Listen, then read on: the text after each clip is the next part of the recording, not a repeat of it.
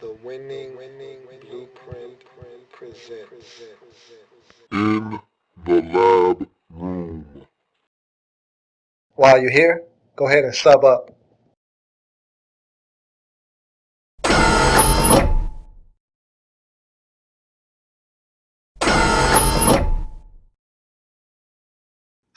Yes. Welcome. You are in the lab room. I'm your host, Luke. Thank you for joining me. Today, we find out what's new in Cleveland, of all places. That's right. We'll be talking Cleveland Browns football. And this is via YouTube subscriber Gatorade891. Got in, got the Browns up. So we're talking about what's new in Cleveland. And before we get to all of that, let me remind you of this. If you want to see your team or any other team for that matter on this program, simply be the first to leave a comment at the bottom of this video stating next and the team that you would like to see next. And so now that that is out of the way, let's get to what's new in Cleveland. But before we can get to what's new, we've got to go and get rid of all of the old baggage in Cleveland.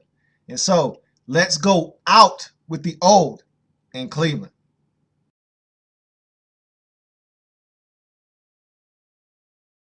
So I want to go out with the old, in with the new, whatever the case may be. I need the assistance of not only my big board behind me, but my handy dandy pointer. I've got both. So I'm ready to rock and roll. Let's talk Cleveland Browns football.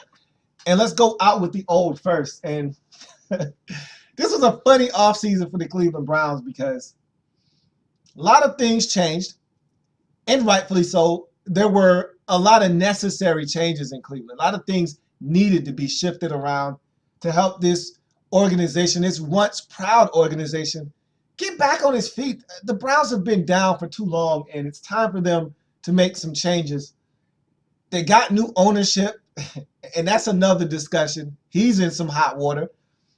You look at the GM situation, and there was just too many guys in place that you look around and you say, why is this guy here?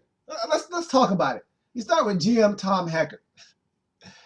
And it looks like you got rid of this guy just in time. He's now in Denver, and he just got busted for a DUI. So Tom Heckert was one of the guys that helped run this thing into the ground. And it's not like the Browns were on top of the world when he got there and he just ran his franchise into the ground, but he didn't do anything to help them get back to where they need to be. He didn't help resuscitate a lifeless franchise.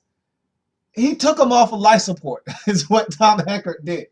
And when you start bringing in guys like Pat Shermer to be your head coach, and you got Mike Holmgren sniffing around, and they're parading in all of their old buddies. Shermer, an old disciple of Mike Holmgren. Brad Childress, a West Coast buddy of Mike Holmgren's. Dick Duran. All of these, it just seems like a old fired head coaches convention in Cleveland. You can't win like this. And so Heckert is the crux of this. He's at the core of what was going on in Cleveland. He's no longer there. He's out. He's in Denver, getting in trouble down there. So at least you've washed your hands of him and that whole situation. You look at head coach Pat Shermer. Never was a Pat Shermer fan. He's not a bad guy. He's not a bad coach. He just doesn't inspire me. I don't feel like the Browns have to play hard-nosed football, have to play tough football. I don't see guys wanting to run through a wall for Pat Shermer. I don't get inspired when I hear him talk. I want to go to sleep when I hear Pat Shermer talk. And so he never did anything. He didn't move me at all. I never felt like, man, that's a good coach. And even if he gets canned, he'll get work somewhere else because this is a really good coach. I never felt that way about Pat Shermer. I just felt like he was going through the motions in Cleveland. You look at offensive coordinator Brad Childress. He just came on board in 2012. He tried to resuscitate this offense. And I didn't think he did that bad of a job. I thought he actually put Brandon Weeden in this offense in some positions to succeed. And good old Chili. Chili can call plays. Chili isn't the most energetic guy. He's basically monotone. You get what you get out of Chile. And I think that this is what this offense needs to look like. That's what you get out of Chile. But Chile can coach up some offense. He came in, I thought he gave some life to this offense, but I talk about this all the time. Once the head coach goes, so does the rest of that staff. And so Childress is out. You look at Dick Duran. He's this was a monotone staff. I told you Shermer puts me to sleep. Chile isn't any better, and neither is Dick Duran. I mean, that's a guy that you look at Dick Duran and it's like you're watching TV in black and white when you look at Dick Duran. I mean, there's no personality. You just like, really, Dick? That is that how you feel? And so there's no personality here on this coaching staff. And Dick Duran, the guy can coach up some defense. There's never a doubt there, but there's no life with this staff, and so he's out as well. So you look at quarterback Colt McCoy, and you say, man, what in the hell happened here? I mean, Colt McCoy was the Browns quarterback one day. The next day, he's got a concussion. And after that, all hell broke loose. I don't know what happened with Colt McCoy. I mean, his dad was like, man, my son's got a concussion. You guys mismanaged this situation. You put him back in the game. It got worse. Colt McCoy can't tell you what happened because he doesn't remember. And all of a sudden, this guy's not in the game anymore. And I felt like all Colt McCoy really wanted was a shot. He got a shot. It was taken away from him. He never got that shot back. Not to say that he was going to be a successful quarterback in this league, because I don't really know if Colt McCoy was going to be cut out to be a starter in this league or not. I think he's found his niche as a backup. But I don't know if he got a fair shake in Cleveland or not. I don't know. But it doesn't matter. At the end of the day, Colt McCoy is probably where he needs to be as a backup. He's now in San Francisco. I think that's a good landing spot for him in a system where his skill set will be better used. I think in Cleveland, I don't think what he can bring to the table fits his skill set. And so I think he's better served in San Francisco, where he is in a system where a scrambling quarterback, a guy that's mobile, can work out. I think he's fine where he is now. He's no longer in Cleveland. You look at wide receiver Joshua Cribbs.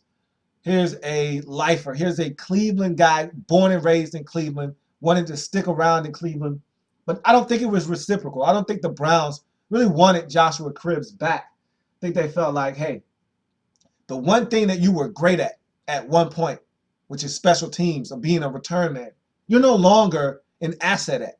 And so we don't see you as a receiving option per se.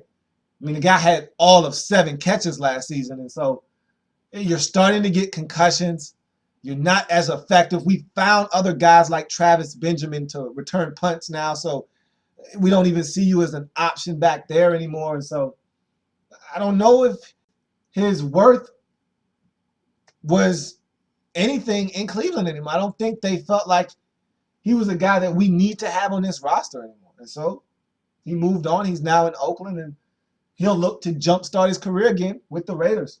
You look at linebacker Scott Fujita, and simply put, his career ended the day Bounty Gate began. And I think he put a lot of energy into fighting that case and being a mouthpiece for the players involved in that situation and the NFLPA. And I think he just put forth a lot of energy into that. And this guy was already a 10, 11-year veteran in the league anyway. And so he was already getting up there in age. And I think that Bounty Gate situation just took whatever fight he had left to play in the National Football League out of him. The injuries caught up to him. Scott Fujita now out of Cleveland, and he's retired now, so he's now out of the National Football League as a whole. You look at linebacker Kaluka Maivia. I really like this guy. He's one of those workman-like guys. He just comes, hard hat, lunch pail, goes to work every day. But the way I remember him is solid linebacker, doesn't make plays, though. He's not a difference maker. He's one of those guys you put in a lineup, and he'll do everything you ask him to do. He just won't go above and beyond the call of duty. Hey, he'll make a tackle. He won't pick off a pass. He won't force a fumble, but he'll make the tackle. And so There's something to be said for guys like that. Hey, you need guys like that on your roster, guys who are just going to be where they're supposed to be when they're supposed to be there. But you know the one memory I have of this guy as a Cleveland Brown? And I don't know if you remember this or not. I'm not a Cleveland Browns fan, but I remember every game that I watch. Week 1, 2012, you've got the Philadelphia Eagles on the ropes. I mean, these guys are staggering. One more blow, and they're going down for the count. You got them. Week 1. Didn't play your best game. Brandon Wheaton is turning the ball over left and right, but you've got a shot because you turned Michael Vick over a plethora of times. And you just need one more turnover, just one more to seal the game up. And Michael Vick gives you the opportunity. He throws a bullet pass, and we know Mike's got a cannon, so you got to give him a little bit of relief on this one, do you, for Kaluka Maivia, because he's a linebacker. It's not like he's a tight end, but still, this is what I'm talking about, him not making plays. It's about 1st and goal from, I'd say, the 4-yard line. And Michael Vick throws a pass to the right corner of the end zone. And Kaluka Maivia is in coverage. He's right there. The ball goes right through his hands. 2 plays later, Vick finds Clay Harbor in the end zone for a 4-yard touchdown pass. Eagles win the game. Browns lose the football game. I want to say 17-16. Heartbreaking fashion for week 1. What can you do? If he makes the play, you win the game. It was about 1 minute and 20 seconds left on the clock. So if he picks that off, Eagles don't have any more timeouts. You take 2 knees, you go home with a victory. Instead, ball goes through his hands. And I mean, this was a picture-perfect interception. I mean, just close your hands. And he didn't catch it. 2 plays later, Eagles get the touchdown. They win the ball game. Got to make plays when they're there to be made, especially game clinchers. He didn't do it, and that's how I remember him. Solid linebacker, doesn't make plays. He's no longer in Cleveland. Him and Joshua Cribbs got on the same plane, went out to Oakland. You look at wide receiver Muhammad Massaquoi. Here's a guy that, if not for the concussions and the injuries, maybe he could be something in this league. He's solid. He's not going to knock your socks off with what he brings to the table, but he's a guy that you can throw the football to and feel comfortable that he can make some things happen, but he's just a guy that's always banged up. And I know he's glad to get out of this division because he doesn't want to see James Harrison again. And even though James Harrison isn't on the Pittsburgh Steelers anymore, he didn't want to see that guy there. He don't want to see the Pittsburgh Steelers, period. And so he's now in Jacksonville, and that's a good fit for him because everything is anonymous in Jacksonville. And so he can remain anonymous in Jacksonville. Seems like a good fit to me. Tight end Benjamin Watson. Here's a guy that if I'm a Cleveland Browns fan, I would have liked us to hold on to. Unless you had something better in mind, Benjamin Watson should still be on this football team. He had 2 of his best seasons of his career in Cleveland. And he only spent 3 seasons with the Browns, so that's telling you a lot. This man is playing some pretty good football for you. And I like what he was doing for the Browns. When he's not concussed, Benjamin Watson was an asset to this team. And I thought you should have done everything in your power to hold on to this guy. It wasn't like he was going to have to break the bank for Benjamin Watson. You could have got this guy back for a solid price. And you were spending money as if you had it that way anyway. And just throw it in the bag. That's what you were doing this offseason. And we'll get to that in a little bit. But all that money you were shelling out, you could have kicked a little bit over to Benjamin Watson. You could have slid a little bit his way. Hey, take this over here.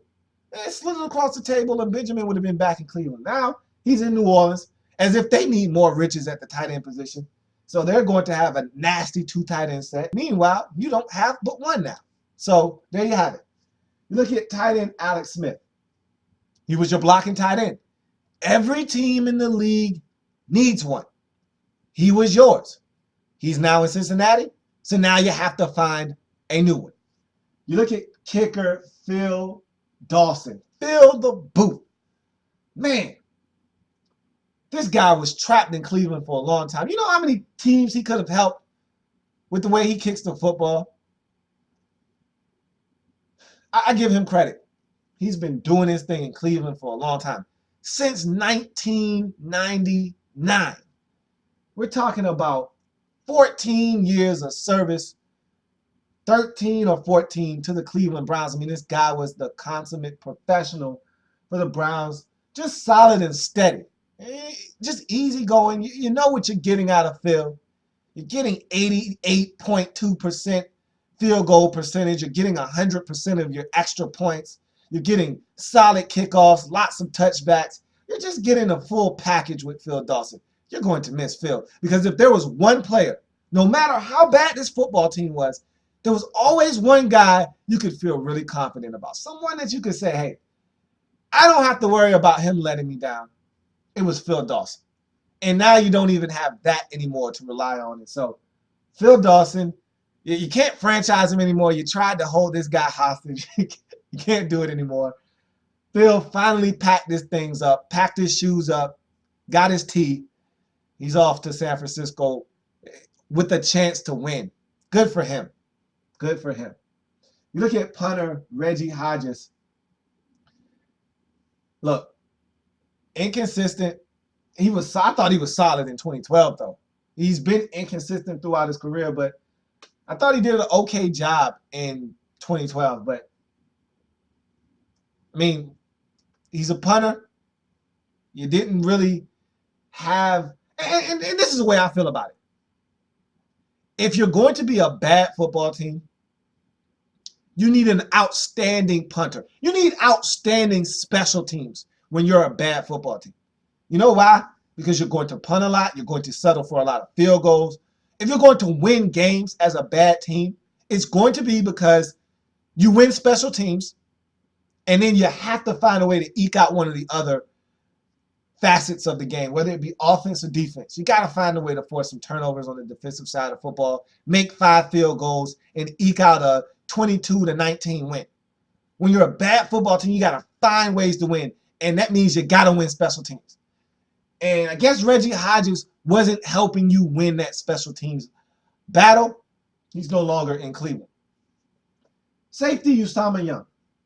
I'm not a Usama Young fan. He's a tweener to me. He's one of those guys that you draft as a cornerback, and when you get him, you go, not really fast enough to be a corner, not really big enough to be a safety. What do you do? And then you go, well, I'm not putting him at corner because I don't want this guy getting torched. I'll just put him at safety. But he's kind of light in the pants. He's right around 200 pounds at 6 feet, kind of a frail guy. He's not afraid to tackle. He makes plays on the football because he still thinks like a corner, even though he's at the safety position. So he got you 3 picks in 2012, but I'm not a big Usama Young fan. I'm just not. I mean, I think he's a tweener, and I have a problem with tweeners, especially at the safety position. I like my safeties to be 215 pounds, physically imposing.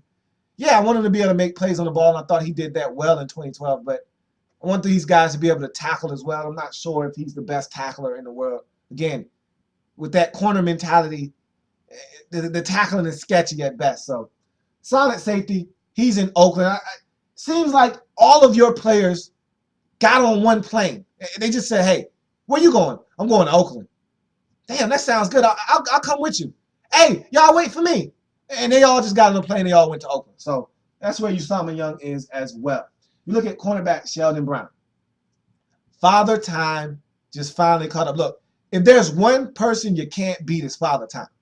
He's going to catch up with you in the end. Everyone has to answer to Father Time, and I think that just happened to Sheldon Brown. We're talking about a guy that's 34 years old now.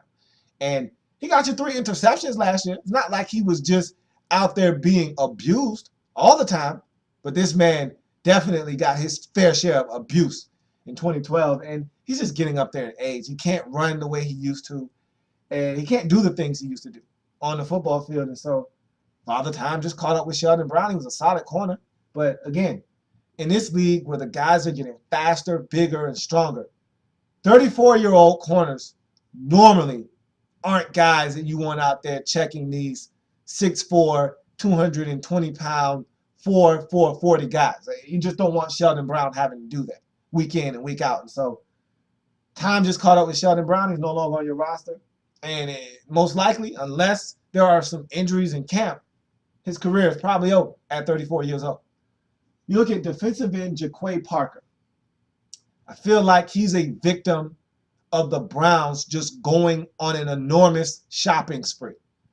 And when you have money and you start spending it and you're not used to having money and you just go out and you start splurging, some of the old stuff you used to have that you used to cherish, you no longer have regards for it anymore because you don't need it. I got money. I'm spending it on other stuff. I got new stuff now. What do I need the old stuff for?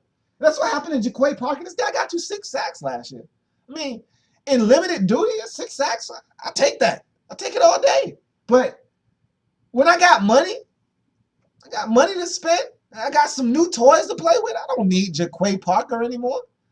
Get him out of here. I got some new high-priced toys. I don't need this guy anymore. So I think he fell victim and prey to them just having a lot of money. And we'll talk about that here in a second. So he's no longer on the roster. Look at defensive end Frosty Rucker. He got you 4 sacks. Again, solid, not earth-shattering, but solid.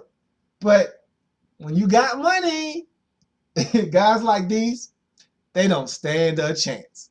Because you go out and you get new toys. You go out and get new stuff that you paid a lot of money for. And so they're definitely getting in the game. They're definitely playing. And so guys like these suffer because of it. So they're no longer on the roster. So that's out with the old with the Browns. And frankly, a lot of this stuff needed to go, especially at the top. Some of these players could have hung around. Of course, the Browns wanted Phil Dawson back. Of course, it would have been nice if they could have held on to Benjamin Watson. But, I mean, for the most part, the Browns are in a transitional phase. New GM, new head coach, young quarterback, a lot of young, talented players. I really like what this Browns roster is turning into.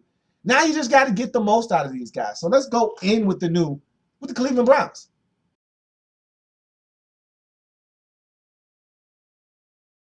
So now we go in with the Cleveland Browns, and you start at the top with GM Michael Lombardi. A lot of people have negative things to say about Michael Lombardi. He's a lifer. He's an NFL lifer. He's been around this thing his whole entire life. I actually like Michael Lombardi. People have been killing this guy because of some of the comments he made when he was on the NFL Network and how wrong he would be some of the time. And I said, look, man, I love this guy and his opinions because he's an ex-GM. He's giving you a different perspective. You know, a lot of people hold their tongues, say the politically correct thing. He didn't do that. So it's so easy to criticize someone for being wrong when they're just speaking their opinion. And they're giving you an honest assessment of the way they see things from their lens. And I didn't have a problem with him doing it. That's what I want. I want genuine honesty. I want someone to tell me, hey, this is how I feel. This is why I don't like this guy. I don't think he's going to be a good fit here. And if the guy works out there, you were wrong. It happens. Everyone's wrong. But don't be afraid to say how you feel. Michael Lombardi has done that. I think he's going to be perfectly fine in Cleveland.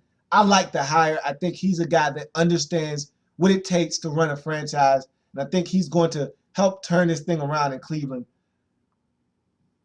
Some of the moves that have already been made and already in place, I would like to see them played out. I don't want him to come in and make drastic changes right now. And so he's done that. He's basically pumped the brakes on making any major moves. He's allowed guys to play because I thought that he was going to come in and kind of get Brandon Weeden out of there and start off. No, don't do that. Don't bring in a guy like Geno Smith or anyone like that. Let Brandon Weeden figure this thing out. If he's not the guy, we'll find out eventually. But don't push him out of the door. Give him a shot. That's the problem in Cleveland. Too many times you're starting over too quickly. Figure out if this guy is it or not. If not, okay, then you move on. But give him the chance to figure out if he can be the guy or not. And so I like Michael Lombardi as the GM. Rob Chesniski comes in, and this is a different hire. Here's a guy that was the offensive coordinator in Carolina, really made his bones by helping Cam Newton become successful in the league with the read option and really opening up the Carolina Panthers playbook. I thought last year he struggled a bit with that read option because I thought he got a little greedy with it. I thought he did a little bit too much with the read option, and he didn't just allow this Panthers offense to play football. I thought he tried to put them in a box. Hey, let's run read option. Hey, let's run off the read option. Hey, let's do everything out of the pistol. No, run a regular conventional offense and implement some of the read option if you like. But I think in Cleveland, it'll be more of a conventional look. Of course, they don't have a quarterback that's going to run read option. And for their sake, that's probably a good thing. And I think he's going to utilize a lot of the pieces that they have in place. And so I like this hire. It's an offensive guy that thinks that, hey, I can come in here. It's a lot of talent on the offensive side, but there really is a lot of talent in Cleveland on the offensive side of the football. And so you get the right coach in place. And I think they got two really good offensive minds, and I'll get to the second one here in a second. But I think Chizinski is going to come in and get this offense on the right track. And he's got a really good helper in the form of offensive coordinator Norv Turner. You say what you want about Norv Turner as a head coach. You go right ahead. I will sit back and I will allow you to blast this guy as a head coach. Hell, I might even help you. I might even jump in and help you. But don't you dare question this man as an offensive coordinator, because if there's one thing Norv Turner can do, it's call some offensive plays. And if there's one thing Norv Turner can do outside of calling offensive plays, is get the best out of the quarterback position. So I don't have any doubts that if Brandon Weeden is that guy, Norv Turner will get everything that he has in the tank out of him. And so this is the perfect hire. We saw Norv Turner turn Alex Smith's career around in San Francisco. When he got to San Francisco, Alex Smith was lost. He looked like a guy that was well on his way to being a bust. Norv Turner gets there. Alex Smith has his first credible season in his career, and then he starts getting better from there. I think the same thing can happen to Brandon Weeden under the wing of Norv Turner. This offense is definitely in great hands, and I think the Browns really lucked up by getting their hands on a guy like Norv Turner. You look at defensive coordinator Ray Horton. Here's a guy coming over from Arizona. He was in contention for that job. He didn't get it. He comes over to Cleveland, and the Arizona Cardinals were anemic. They were putrid. They were horrendous on offense. But defensively, they were a solid bunch. And if that offense was even marginal, they probably win 7 or 8 games in 2012 because this defense had them in ball games. They just were bad. Bad is too light. They were an abomination on offense in 2012. And so Ray Horton, I think, did a really good job. And so I like that move. I like him coming over. He's going to have this defense be aggressive. I think he's going to put guys in positions to really be playmakers on this defense. And so I think the Browns are heading in the right direction. You got all the right guys in place. You got talented guys on this roster. Now you just got to get them to play football as a cohesive unit. And I like Ray Horton's hire as defensive coordinator. So you go to quarterback Brian Hoyer. And let me give you some good and bad news on this guy. I'll start with the good news. The good news is that Brian Hoyer was the best quarterback on his team last year. The bad news is that team was the Arizona Cardinals. So I don't really know what that means. But Brian Hoyer came to Cleveland like every other quarterback came to Cleveland, thinking that, hey, I got a shot. I don't know if they believe in the quarterback in place right now. Of course, I'm speaking of Brandon Weeden. And so I got a shot. I'll go there because I don't know what's going to happen with Brandon Weeden. He got a concussion last year. Maybe he gets another one. Maybe he's got to sit out for an extended period of time. If I go into camp and I win that backup job, I could be starting in week 6. Who knows? This guy could play horrendous in the first 3 weeks and they bench him. I could be in. So Brian Hoyer came to Cleveland with hopes and aspirations of getting a chance to start. And you never know, he may get that opportunity. Same with the next guy on the list, Jason Campbell. Here's a guy that had his opportunity in Washington, blew it. Had his opportunity in Oakland. It was taken from him after a concussion. He's looking for an opportunity. He went to Chicago. I think he had a bad stint in Chicago. I don't think there was nothing you can take away positive from his tenure in Chicago. And so he's looking for a fresh start. And this is it for him. This is his last opportunity to find a way to start in this league.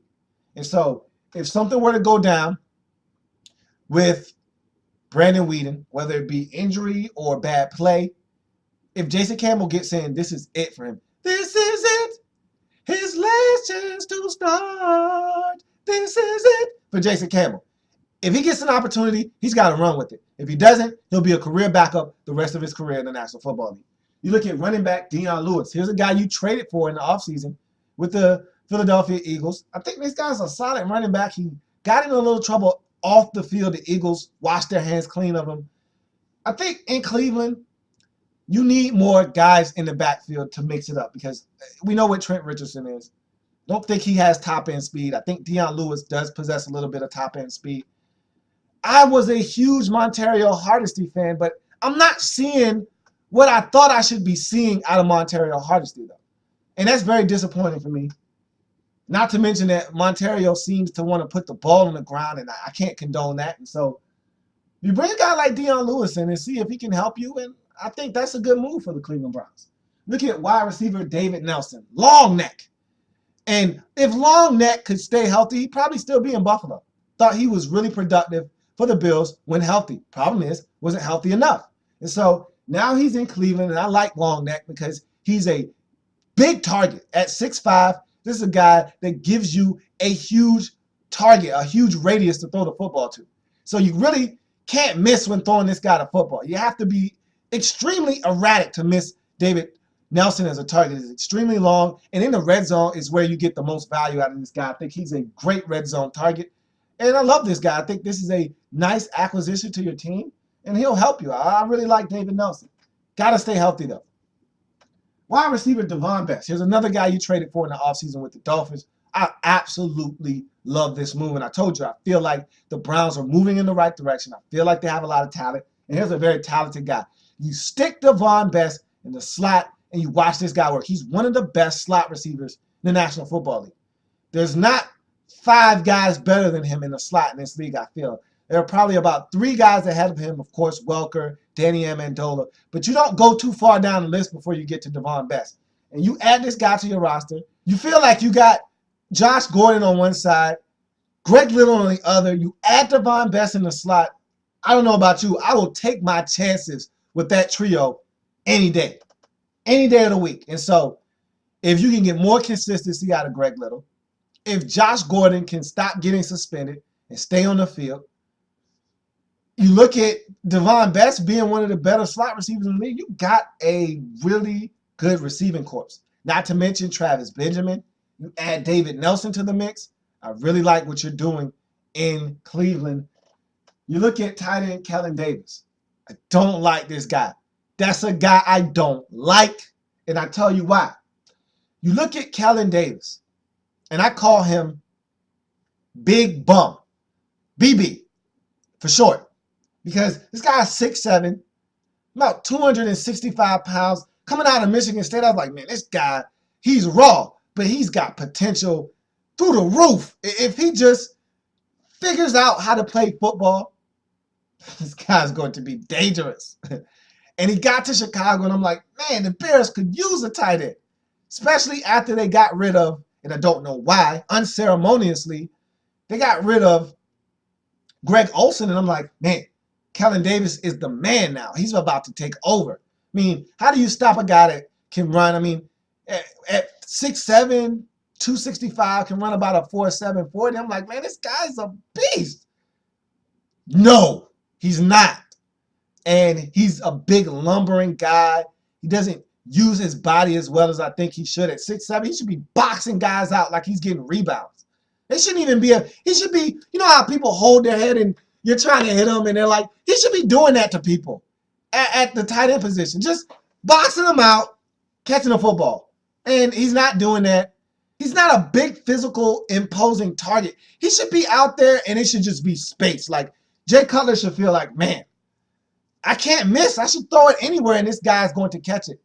And that's not the case. He doesn't create a situation where it's a open target for the quarterback to fit the football to. And with all that space, it just shouldn't be that hard to get this guy the football. And it is.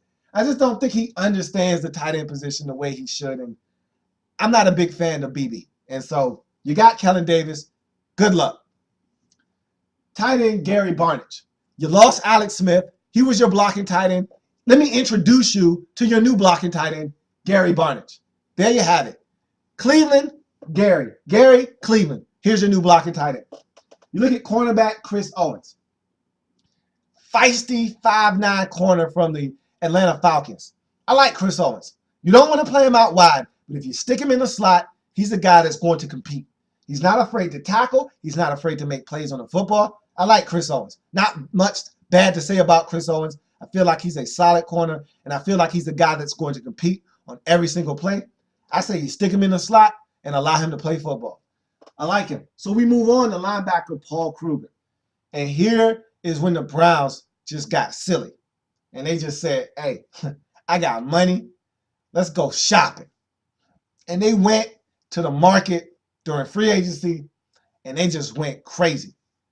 And they just started throwing stuff. Just throw it in the bag. They just went crazy. And there was no one there. There wasn't a financial advisor there to tell them that, hey, you're spending way. I remember watching the Broke documentary, and Andre Rison said, at one point, you have a spending problem when at the end of the season, you don't have any money. He said, that means you're spending way too much money. And at one point, I was spending way too much money. And that's how I felt about the Browns. They got to a point where they was just living it up, just throwing up money. Hey, we got cash. Hey, sign him up, man. Hey, but he wants 43 million. I don't care. Just sign him up. And you're like, wow, did you just really give Paul Kruger $43 million over 5 years? Like, hey, I'm not saying, I'm just saying. And then somebody whispered in their ear, hey, you really overpaid for that guy. And they're like, we did? I don't care. Just throw it in the bag. And so they were spending money. They could have got Paul Kruger for a lot less than $43 million. But in their defense, and I know this all too well, in the NBA, I'm a Memphis Grizzlies fan. And in Memphis, at one point, we were a really bad team. And in order to get guys, free agents, I'm talking about, to come to Memphis, you got to throw stupid money at them. Nobody wants to come and play basketball in Memphis. Same thing with the Cleveland Browns. Who wants to come to Cleveland to play football? But you know what talks? Money talks. And so Paul Kruger was like, man, I might go back to Baltimore. You know, I'm talking to the 49ers. There are a lot of teams interested. I'm just making up stuff. I don't know who he was talking to, but he was like, yeah, I got a lot of teams that are interested. I think I'm going to go over here. And the Browns said, hey, Paul, look, I got money. And Paul said, oh, yeah? Let's talk.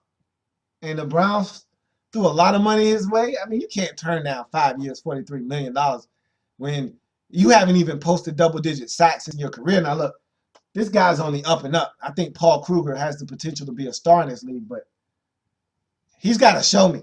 But the Browns said, hey, we've seen enough.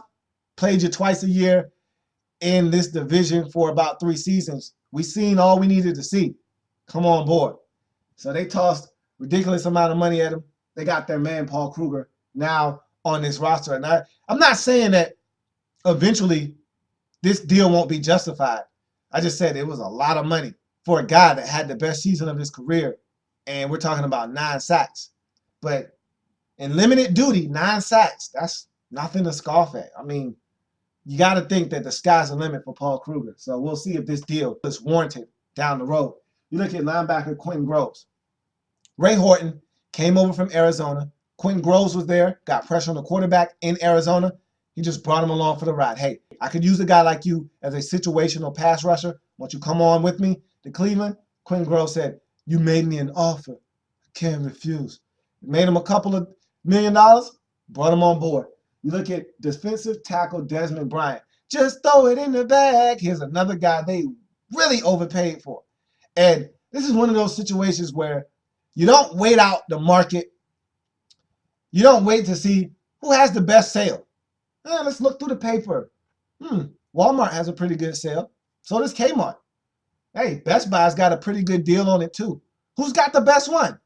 That's where you go and you make your purchase at. Browns didn't do that. The first place they saw it, they bought it. They didn't wait to see if, hey, maybe we can get this for a little bit cheaper. Desmond Bryant became a free agent. They wanted him. They threw a lot of money his way. And look, I think Desmond Bryant is a very talented player. I think that in Oakland, guys get lost sometimes. And I thought Desmond Bryant was one of those guys. really played well at the defensive tackle position. At times, I thought he played better than Richard Seymour, played better than Tommy Kelly. Thought this guy was really effective on that defensive line. Browns obviously thought so too. And they threw a lot of money at this guy. Is he worth the money he's getting? I don't know. I don't know. But I will say this. He's a very talented player going into the prime of his career, just like Paul Kruger. And so this money could be justified in 2 or 3 years. You could look back and say, man, Brown's got a steal here. I mean, this guy has grossly outperformed this contract. So we will see. But Desmond Bryant is now on this football team. You look at kicker Shane Graham. You lose one consistent kicker, you get another one. Shane Graham, steady kicker. He's one of those quiet guys who goes about his job, very human-like. You don't hear a lot out of Shane Graham. He just does his job and kicks the ball through the uprights. He's a solid kicker. Only thing I tell you, and I will warn you, is don't get out of control with Shane Graham. He's not kicking 54-yarders like Phil Dawson did. You want a field goal from Shane Graham, 51 is about as far as you can go with this guy. So I'm just telling you, be careful, be cautious on where you decide to kick field goals with this guy. But look, 49 and in, this guy's money. I can assure you of that. So solid acquisition of Shane Graham as your kicker. So you go from there, all your free agent signings and trades to draft picks.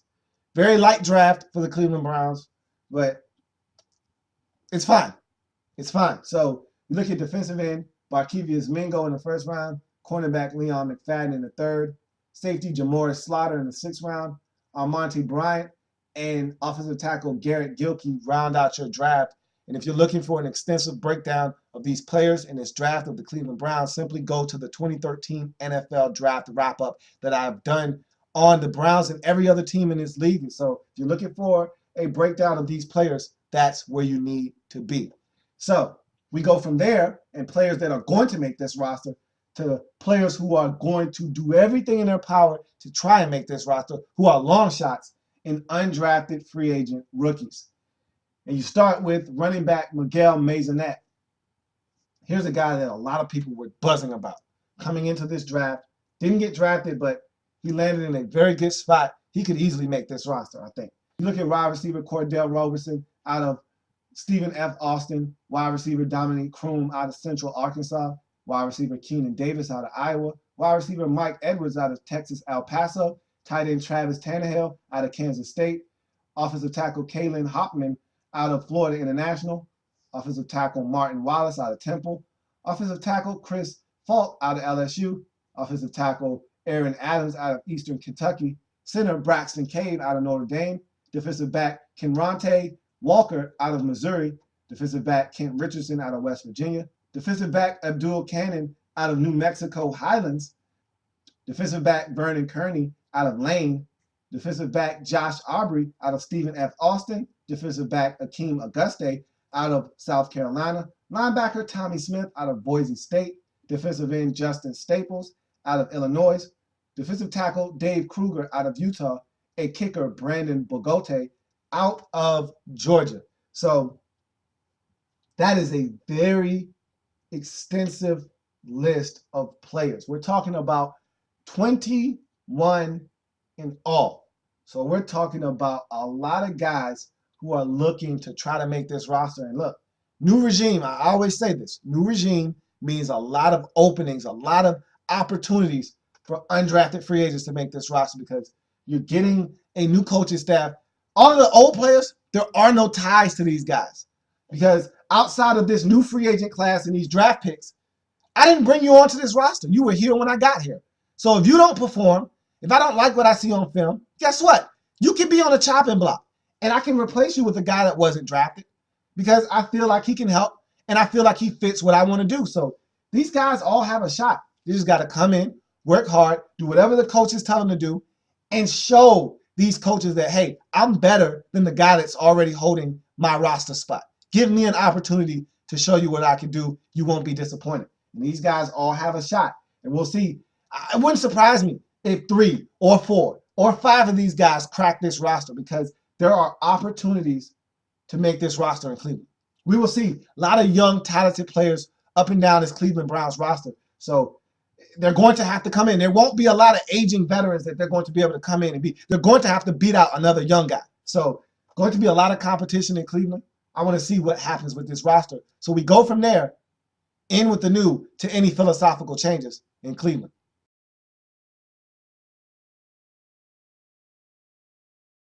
So you look at the philosophical changes for the Cleveland Browns, and the way I look at it is you got a new head coach in Rob Chizimsky.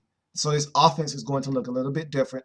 I feel like last year under Pat Shurmur, with Chili running the show, Brad Childress, your offensive coordinator, I thought that the offense was fine. I thought the offense was slowly coming along. But I think with Rob Chizimsky, you're going to find that it's going to be faster tempo. 3-step drops. I thought one of the knocks on this offense last year was that Brandon Weeden had 5 and 7-step drops too often and too much thinking going on. When you're a rookie, the one thing I like to do for rookies is dumb it down. Kind of make the process so much easier because there's a lot to take in as a rookie in the National Football League, especially at the quarterback position. The game's faster. Guys are more athletic. That window that you can fit that football into in college, you can't do that in the National Football League. Guys close in a lot faster, and so coverages are more complex and diverse. There are a lot of things you have to take into consideration when you make that leap from the college ranks to the NFL. And so I thought there were too many times where they were asking a lot out of Brandon Weeden. Look, guys were open, and Weeden just missed last year as well. Let's not all put the onus on the coaching staff and some of the plays and the designs. Guys were open, and Weeden missed. Guys were open, and sometimes they dropped the football. But I thought there were too many instances where they asked Brandon Weeden to do too much reading. How about you just give him some simple throws? Start him off easy in a game.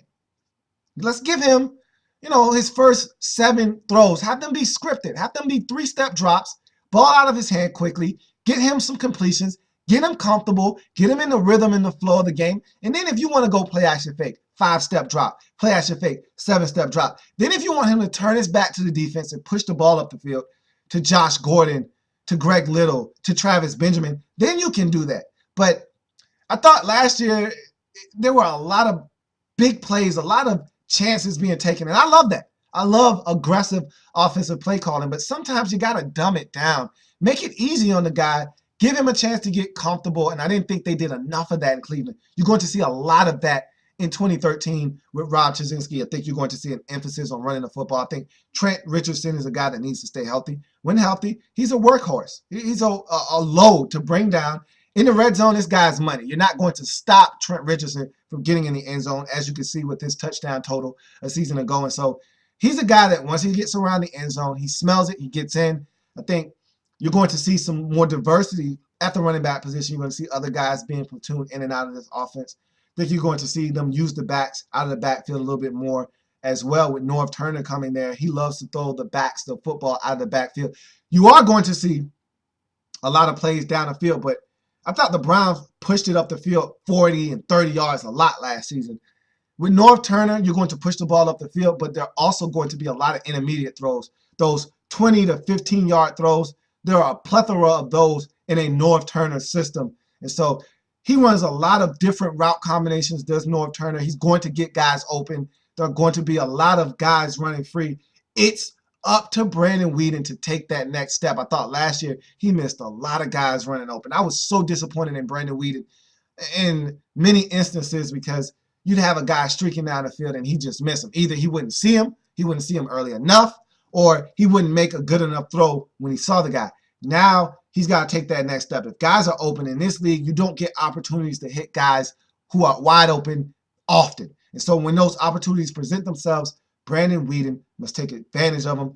I see this offense being just as explosive, if not more explosive. I think it's going to be even more explosive once Josh Gordon comes back from suspension, with Norv Turner calling plays, with Rob Chizimsky being your head coach. I think this thing is really going in the right direction. I like the offensive diversity that you have with your coaches and with the personnel. I think this offense is really going to be a handful for teams in the AFC North this year. You look at the defensive side of football, and I think you're getting more talented on the defensive side of football. You still need a running mate for your cornerback and Joe Hayden. He still needs a guy across from him. You're looking for that guy. Don't know when you'll be able to get your hands on him, but I like the addition of Chris Owens. I think that you're doing some things. You get Barkevius Kiki Mingo in the draft. You add him outside as a rush linebacker. You got Paul Kruger. You add Bryant to the mix on that defensive line. And I already think your defensive line is stellar. So I think you're doing a lot of things defensively, and you got Ray Horton coming in as your defensive coordinator now, and he's going to be so aggressive with the pieces that you have. I wouldn't be surprised if you guys are getting immense pressure on the quarterback this season. What the true test of this defense is going to be is in that secondary, because it doesn't matter how much pressure you're getting if this secondary can't hold up in the back end. And I thought that with the Arizona Cardinals, Ray Horton was allowed to be aggressive because Patrick Peterson was at one cornerback position. Because a guy like Kerry Rhodes was in that secondary. A guy like Adrian Wilson was at the other safety position. He had talented guys in that secondary that could come down and run support like Adrian Wilson could make plays on the football like Kerry Rhodes could, and then could play man-to-man coverage like Patrick Peterson could. So he can be aggressive as much as the secondary will allow him to be. If these guys in the secondary are getting toasted, he can't be as aggressive. He's going to have to fall back.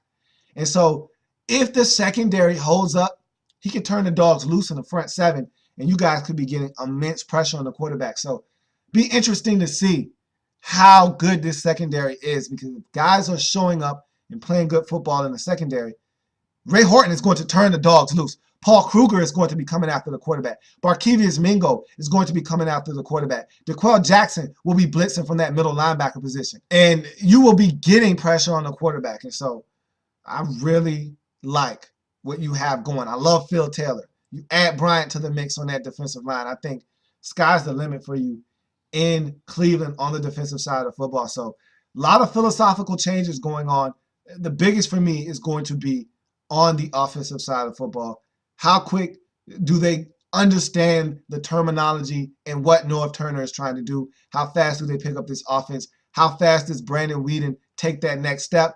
And can they put points on the scoreboard to help this defense out? Because I think this defense is going to be really tough in Cleveland. And they always are tough. This offense just doesn't score points. So it's going to be interesting to see where the Cleveland Browns are in the AFC North. Are they still the doormats, or are they going to be competitive in 2013? We will see. But that's what's new in Cleveland. Like the content? Want more? Sub up.